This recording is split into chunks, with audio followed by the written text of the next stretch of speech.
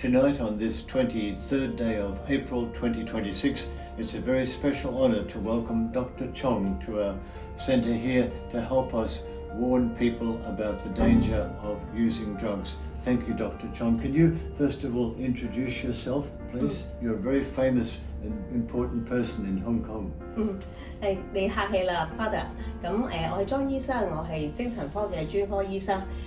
我自己咧本身咧亦都係一位媽咪嚟嘅。咁我3個小朋友咧都喺香港讀書，所以咧我亦都非常之關注香港嘅年輕人嘅精神健康啦，同埋亦都喺我嘅義務工作或者工作上邊咧，我都接觸到好多年輕人。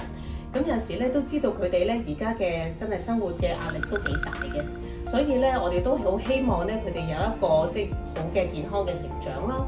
咁然而咧我哋見到咧人生實在太多挑戰，無論係乜嘢年紀嘅人啦，都有時都會受到一啲嘅毒品嘅誘惑嘅咁亦都好呢個都係好多國家都有呢個嘅問題。咁所以咧我哋都好希望啦，借住呢個嘅少少嘅短片啦，希望大家都知道其實如果我哋話毒品我哋成日講話有好多禍害，其實實情係點嘅咧？咁我都好希望藉住呢個簡單嘅短片同大家分享一下嘅。Oh, thank you so much. So our first video after this one will be to talk about one of the types of drugs that are a problem in Hong Kong. 係啊，咁樣咧，因為其實香港咧比較常見嘅濫用嘅藥物啦，就例如有大麻啦，俗稱 K 仔嘅 Ketamine 啦，咁亦都有之前有一個叫太空油，而家我哋叫做依托米子。咁另外就係有一啲冰毒等等，都係一啲常見嘅毒品嚟嘅。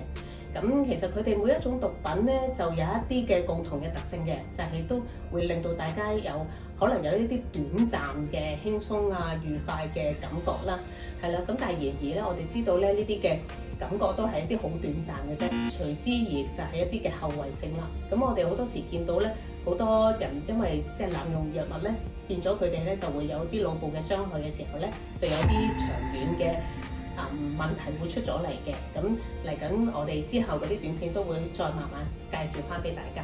Oh, thank you so much. So we hope many people, many young people, many schools will use these videos to help students better protect themselves from drug use in Hong Kong.